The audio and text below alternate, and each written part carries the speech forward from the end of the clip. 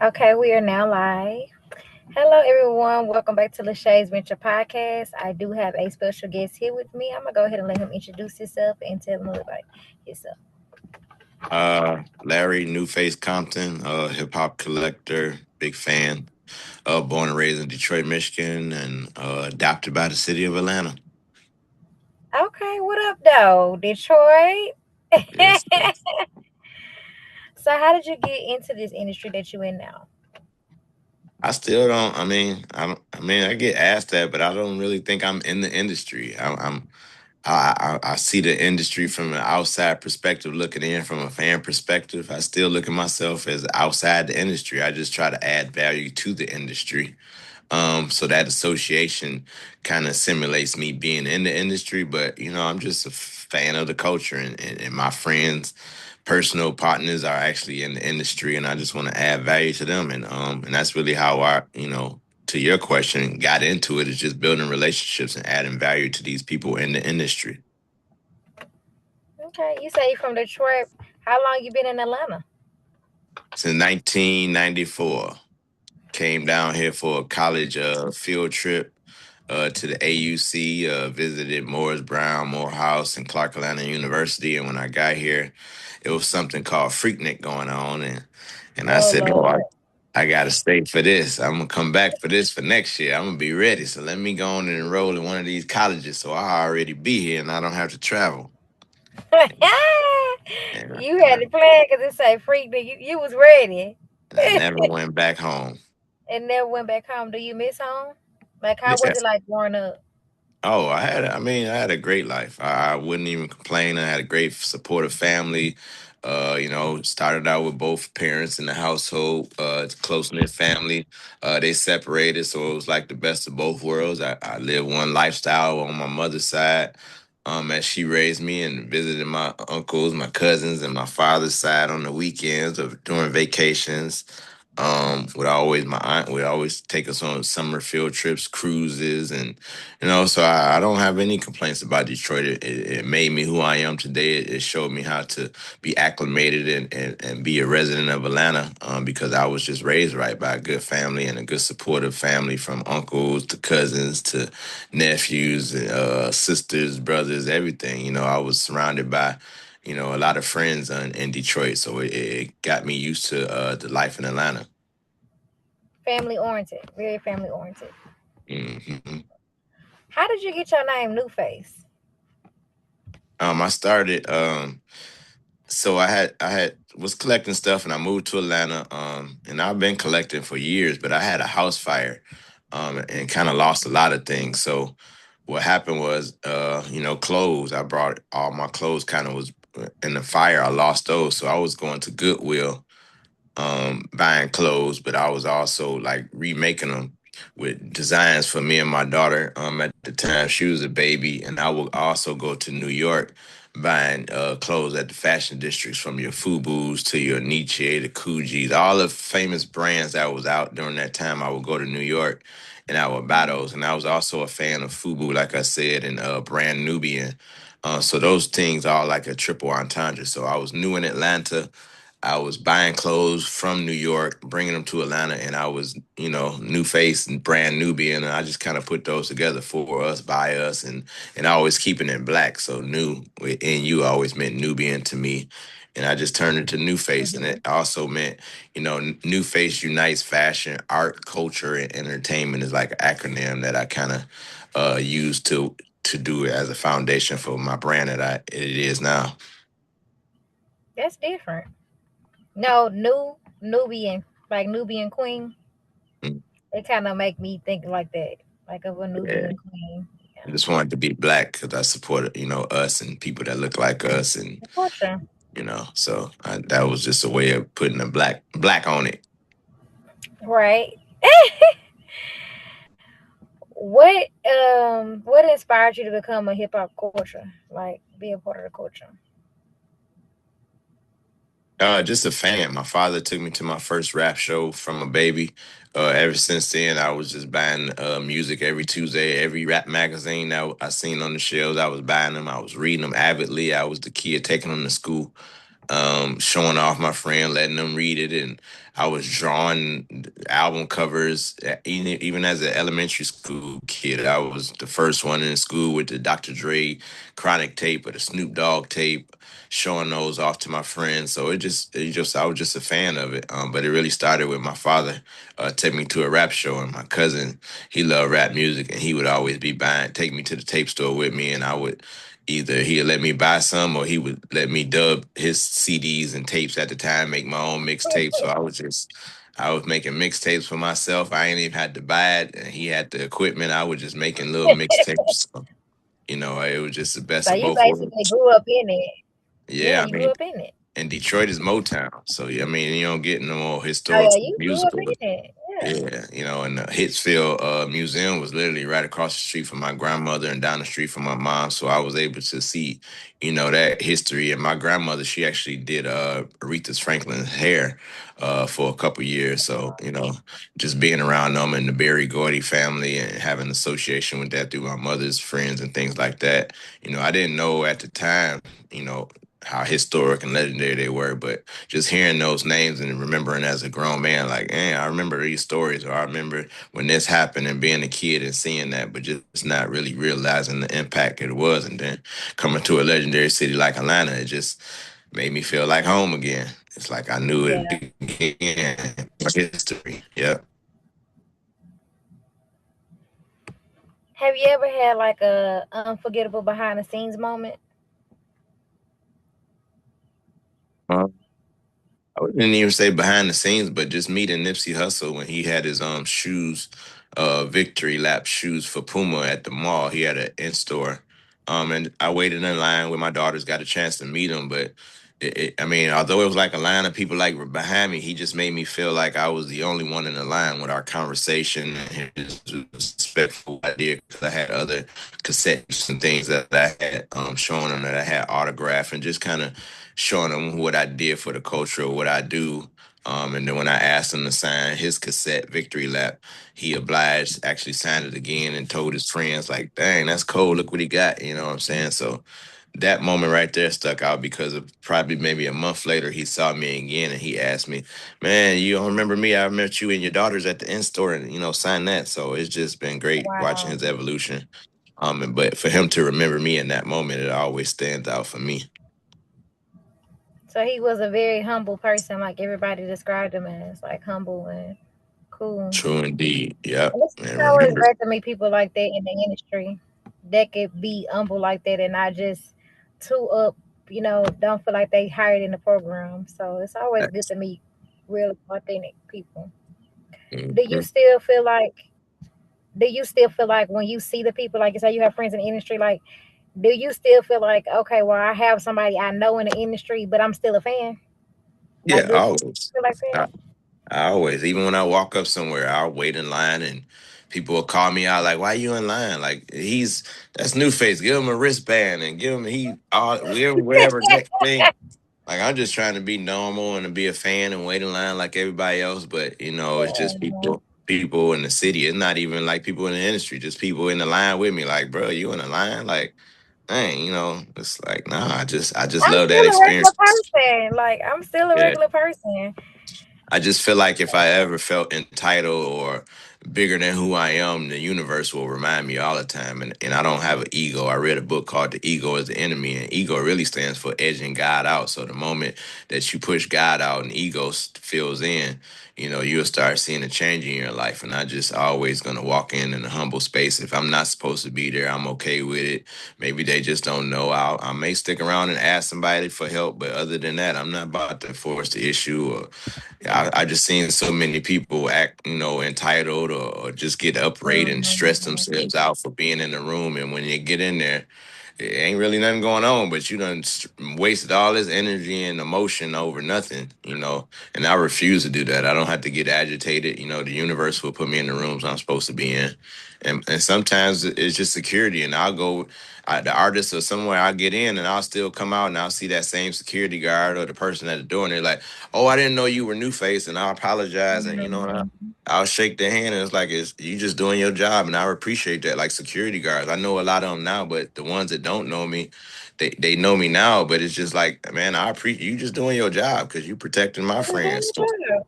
I'm Yeah. not about to be mad, and I'm supposed to be in there, the artist will tell you, and sometimes the artist will be like, "Man, that's NuFAce," then oh, he good, So I'll never stress it. How do you think this era of hip hop have changed the game? The new hip hop versus the Mm. old school hip hop. Social media probably has probably the biggest difference in my perspective. Social media and no physical copies. Like it's not a lot of magazines for artists growing up. Hmm. Physical copies, they can't put their posters on the wall. Like these kids probably don't even understand what that is to have rap Hmm. posters on the wall or be have fans of. People that they're fans of their posters, because what posters or what CDs or Jet what vinyl. magazine, XXL, all them like the ones you got in the back. Yeah, like Yeah, so things like that I think are a very big difference. And then the other big difference is everybody wants to be the artist or the star. Like I'm okay with being the fan and not being on the stage. And sometimes people want me on the stage. Ask me, do I want to? I'm like, I'm fine. I'd rather get this view because, and I look at the people on the stage and I'm like, I think it would look much better for the artists if y'all were in the audience. It makes, I hate just trying to show the stage and I can't show the audience because it might be empty. But if half of y'all get off the stage, it look like we might have a little crowd out here, and it look better for the artists. And if people don't know the artists from the outside looking in, you making it worse because now it's like 30 people who and y'all know the words. So who is the artist here? And everybody wants to be up front, and I think that's just one of the other differences I see between now and then. everybody wants to be the star, the spotlight. Hmm. Who's gonna be the fan? Yeah, Who's gonna be the fan if everybody the artist? that part. And that's how I look at it. That's why I'm okay with being labeled as a fan or anything like that. I'm okay with that. So you've been around in rooms with people like Ti and other famous people. Like you still like it still don't. When people come, do people come up to you and ask you like for your autograph and stuff? Like do it Yeah, bother you? Like I'm like a regular person, or how do you feel? Like you still you give when you giving them the autograph? How you feel? Like you say, you just a regular person. You don't want to be feel as like a yeah, it's not artist and awkward. It doesn't stuff. feel me any type of way. It's just an actual growth. And I always joke with my daughters because it's like I would joke with them. It's like I'm known for taking pictures with all these artists. I would hate to be the one to be like, no pictures, no, I can't take pictures. So I'm always, and you got to think I've been in all these. I've been in all these meet and greets and in stores, and I see how artists, have handled it great. I've seen some go the other way, but I just noticed the one moment that I act, like more bigger than anybody else and don't take the picture or push somebody off or make somebody feel bad, that will spread more than anything that I ever do. So I understand that, and I'm intentional about people giving people the time that they ask. You know what I'm saying? I had to adjust to that because before, going to multiple events, when it's time for me to leave, I would just kind of walk out. But now I kind of time it to where I know I'm gonna be greeted because people will ask me, "Are you about to go?" And I'll be like, but what's up?" And they want to take a picture or have a conversation, and so I know I just got to time it different. But I've just adjusted to it because I understand the flip side is nobody knows me and nobody respects me or acknowledges me, and how that feels.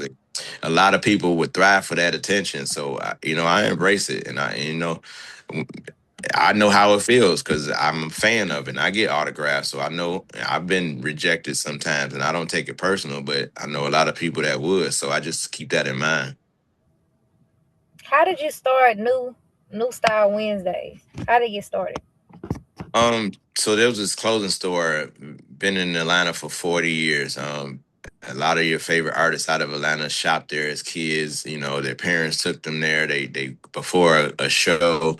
So it's a very known clothing store. And so when I moved to Buckhead, where I'm at now, there's a Giorgio's down the street, and the owner's son kind of owns that and runs that. And I would always just be up there, and he was like, "You ever thought of doing content?" And I kind of didn't, but the fact that he said it, I just trust my faith. And I read a book from Shonda Rhimes called Year of Yes. and he suggested it, so I just said yes, and he said I'll get the directors, the cameraman, and you book the guests, and you got at my store. And so I just started, going through my phones, and every week pulling up artists, doing interviews, and able to get content for him, and he's been very supportive. I wear the clothes in there, and I'm able to give these artists, a platform to share their stories, to talk about, some history, and I'm able to bring out pieces of my collections for them to, see things they haven't seen in a while. So it's just the relationships, and somebody like Justin from Giorgio's for believing in me, and that's again another thing where you think about other people in other rooms thinking about you and giving you opportunity. That's been a valuable, asset in my wallet lately. Social currency, I call it. So for you, what makes a great interview? Like when you go talk to them, what makes the interview great? What stands out? Did you learn something? Did you learn something that no other podcast, because I watch podcasts, I watch interviews, and sometimes the same stories kind of get recycled, or the same timeline or narrative, or the same question. Mhm. So my thing is not to be salacious. I'm not going for the gossip. I'm not even going for the clickbait or looking for I'm Yes. not looking for the viral clip or anything. I'm not about to ask you who your girlfriend in and why you break, like things like that. I want to really learn the facts. I'm a facts based person. I'm a research person. I'm a fan, so it's a lot of questions that I want to know as a fan. So I just look at it from my perspective, but I also look at it from people that watch podcasts like me. It's like you don't want to hear the same stories or the same questions again. So let me, do a little bit different. Yeah, that's some good advice. That's some good advice. I try to like with me, I just try to be real and authentic. I don't want to bring nothing to y'all because I know as a people who have the fame and the you know what I mean different things. It's like you said, they get asked personal questions. They want to be all in your business and what you got going on. That ain't none of your business. I get that enough. I get that enough. I've had people from Detroit tell me thank you for actually like interviewing me and not be in my business. Yeah, you got Shade Room and TMZ for that. Let them have that. Exactly. To me, that's how I feel. That's how I feel That's too. Like you got them for that. Like why what we coming on here doing it for? We could just have real conversation and real authentic talk. Like, talk about your journey, talk about what's going on, the positive things. Often we fail to realize that it's more good to talk about positive than negative. All it is now in the media is negative. That's a bad thing with social media because it's out there. You can't even yeah. these people can't even sit wrong and it's not shared. You Yeah. I just can't want speak wrong and it's not shared. You know what I mean? Like just because I have money don't mean I want to share my whole life with you.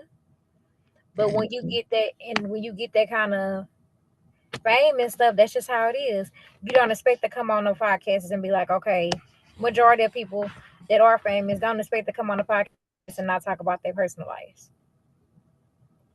I don't. That's not my journey to learn about your personal life. I just want to know, just be real authentic. Tell me about your journey. Tell me what's going on. What do you have coming up?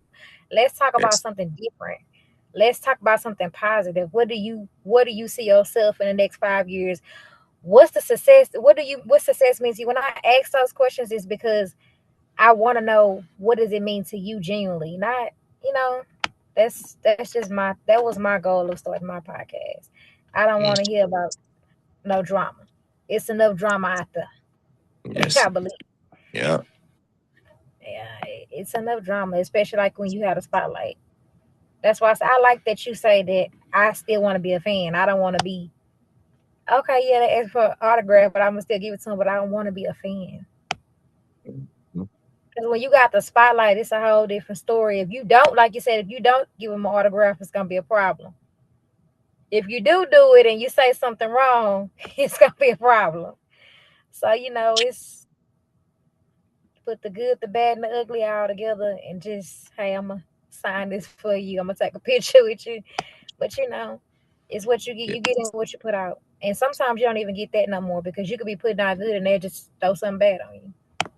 The devil is always busy. Hey, 24 hours a day, 24 Yeah. hours a day.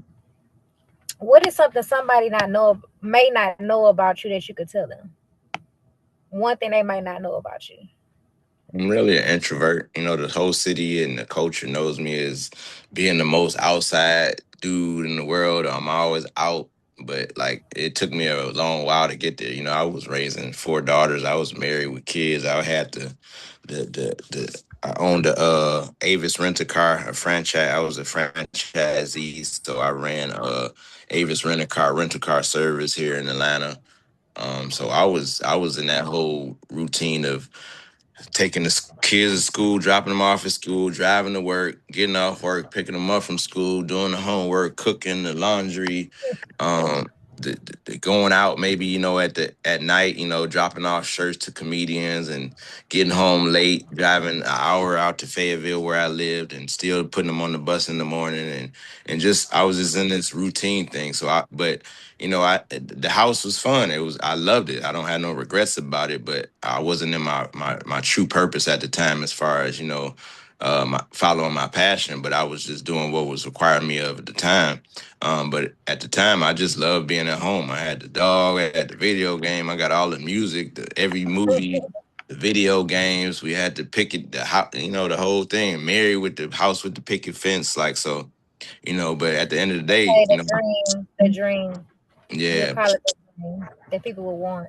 Yeah. Yeah, so that's the thing. It's just, at the end of the day, I'm really an introvert. I had to kind of build this brand up, and somebody, Kenny Burns, told me if you start a brand, you got to become the brand. So me saying NuFace was there, I didn't want to just start saying. I wanted to show people what that meant, and that meant showing up to a lot of places where you didn't wouldn't think I'm at, but also where I'm at. It's not just a rap concert. I'm gonna be in the committee town hall meeting, or a voting poll, or recruiting people to vote, or community outreach programs, or giving back to the children, and going to Hosea Williams Feed the Hungry and giving back to that, things like that. Doing So something different, positive. Put the yeah, positive out there, yeah. You ain't gonna mm, just catch me here when I can go these other places and put the positivity out. yeah, And that is good for the culture because a lot of us we don't have positivity, especially mm, with our race color. It's always something negative. It's nothing yeah. really positive.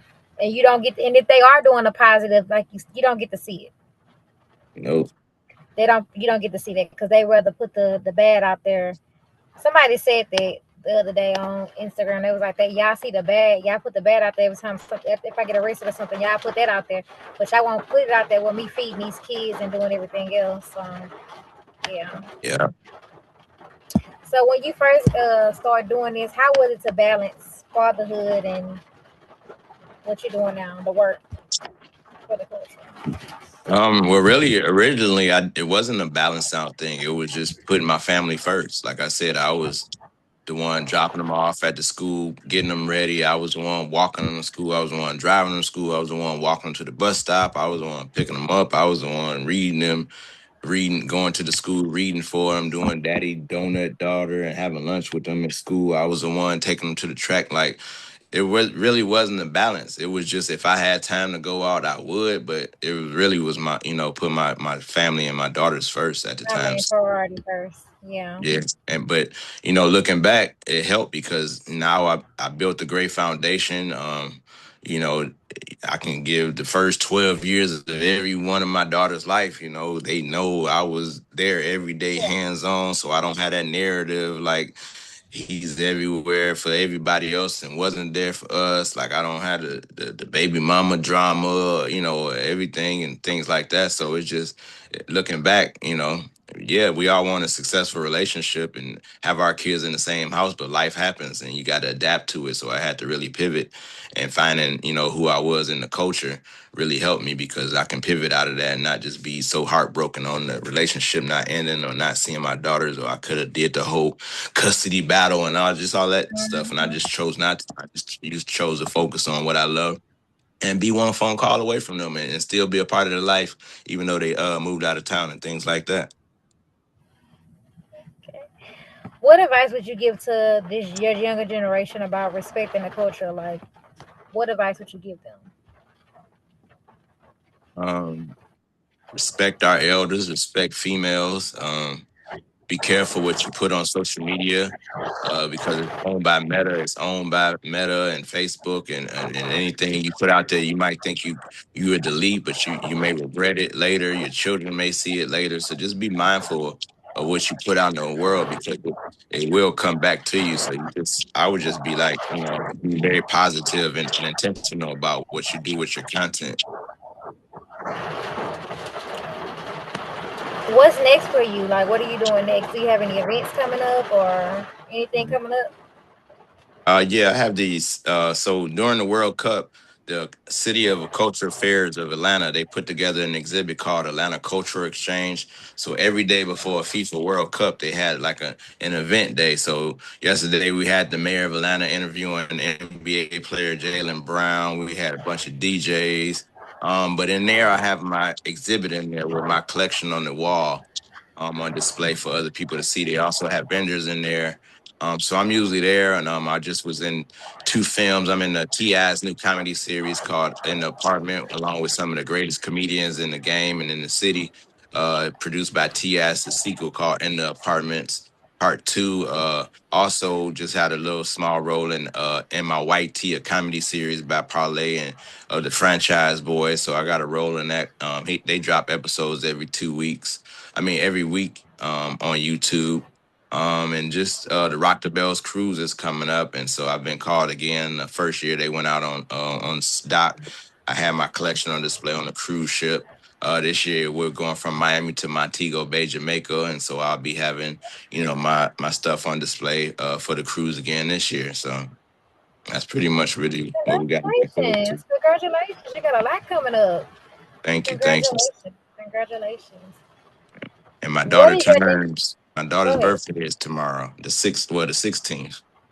Oh, sweet 16. No, no, yeah, her birthday is the 16th. She actually turns 26, I think. Yeah, Oh, 26. I'm going to say 16. I'm going to say, ooh, I just had one to say 16. 26. Wow.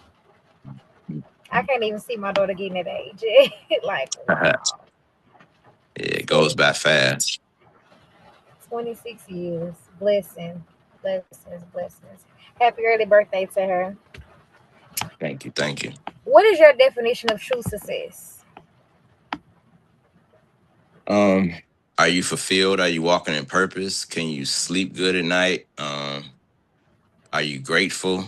To me, it was never like profit was never, I always follow passion and not profit, you know what I'm saying? So I wasn't trying to be the richest guy. I wasn't trying to drive the best car or had the best clothes. My thing was, if my bills were paid and my children was happy, that was success for me, walking outside and people recognize me and saying, you're NuFAce. Um, your new face. So I want to be a part of, what you got going on. And I respect what you do for the culture. Like, that's success to me, feeling the love in real time and not just on social media. Like, when I go outside, I'm greeted daily. Like, even when I get in my Uber card, people ask me questions like, I know who you are, man. You new face, or I'm the UPS driver. I didn't know that's you, and I know you and new face. Like, it's just like, it's just crazy where a brand can take you, or just just being genuine. Because that wasn't the goal. I didn't go out here. I'm about to make everybody know who I am. The goal. Exactly. Yeah, I was just really the fly on the wall. But now, as they say, I've become the butterfly in the room. So I just adjusted to it. That's a blessing. Yeah. That's a blessing to become a butterfly. That mean you spreaded your wings and you flew. Like you didn't expect all this to happen, but like you say, you still remain humble. That's make the good thing about it is because you're still humble. Mhm. Like you say, because you always know you can come down from it. There's a lot of people that's been up there and then came all the way down. So Yeah, having daughters help, because at the end of the day, like they get to attend things because of who I am, and we go to soccer games and go to the suites and get courtside seats at the Hawks game and get to attend events and concerts. But at the end of the day, like, to them, I'm just daddy. Like, yeah, so when I go home, I don't have to worry about the pictures people taking pictures or what anybody else thinks, or I don't even have to require that, because at the end of the day, I'm just daddy to them. So that's really gonna keep me balanced as well. definitely, most definitely, girls will make you balance. Literally, like girls can be a handful. So yeah. Girls can definitely be a handful. Glad I only have one. Cause baby, they cost money. Girls cost money. The Amen. older they get, the older they get, girls cost money. Yeah, Luckily, all mine got jobs now. he say, "Lucky I my jobs now. They can do for themselves." Yeah. Yes, definitely a blessing. Definitely a blessing. Do you have any questions for me? Um. This. What do you see for this platform, and what started you with this platform? Um, I first started this a year ago, and like I tell everybody, like I didn't expect for it to get where it is now because I mean I didn't think that I didn't think I was like I don't know what I'm gonna do in life. Like I know I like to talk, I know I love to communicate, I know I like to talk, and I like to write. So I was like, all right, let me go ahead and try to start a podcast, and then I end up doing this. And it was just like I never stopped. Like I stopped for a little bit because it was like people weren't coming. I'm in Houston, so nobody was coming on to my show. I had it in person at home. Nobody was coming. So I was like, you know what, I'm gonna stop. And then I got on the radio, the Block 105 radio, it's a satellite radio, and I got on there and I just started recording and doing it on there. And then I met a lady who I did an in-person interview with. I did an interview with her and she showed me how to send out interviews, like the emails and stuff. And then I started doing it. It's been like this now. And as for it going, I do want to be nationwide. I don't want to be just in Houston or like that's why I do Zoom. You get way more opportunities with Zoom because you know when you gotta fly out and all that, you gotta pay for your stuff yourself, and you know it's like a hard time. Like right now, how the economy is. But do I want to eventually fly out? Yes, of course. That's how you get more exposure and more, you get more exposure like that, going to events and different stuff like that. So Yeah, for sure. I love it. Well, congratulations on your journey, and thank you for reaching out to me. no problem. Thank you so much. I am a writer as well. I have 4 books on Amazon as well, published books. So yeah. Thank you so much for accepting the invitation. Thank you so much for just replying back to me because I don't get replies all the time. So thank you so much just for coming on and just talking and have a conversation with me and being telling about your journey. Really do appreciate that. And like you said, I'm humble as well. Like I still be like, okay, I'm interviewing this person, or it makes Mm. me feel way more humble when I hear your stories and your journeys. It makes me keep going. So yeah. And where will it be played at or be able to watch? YouTube. Okay, for YouTube. sure. Right now it's live on Facebook, but it's gonna go on YouTube in like a couple days, and I Okay, reposted it. And people be able to watch it on YouTube. It's gonna be on there. It's on there for good once I put it on. dope, dope. Okay. Well, congratulations on your journey, and I appreciate you. Thank you so much. Thank you so much for taking time out your day, and you have a wonderful day. All right, thank you. You too. Bye bye. Bye.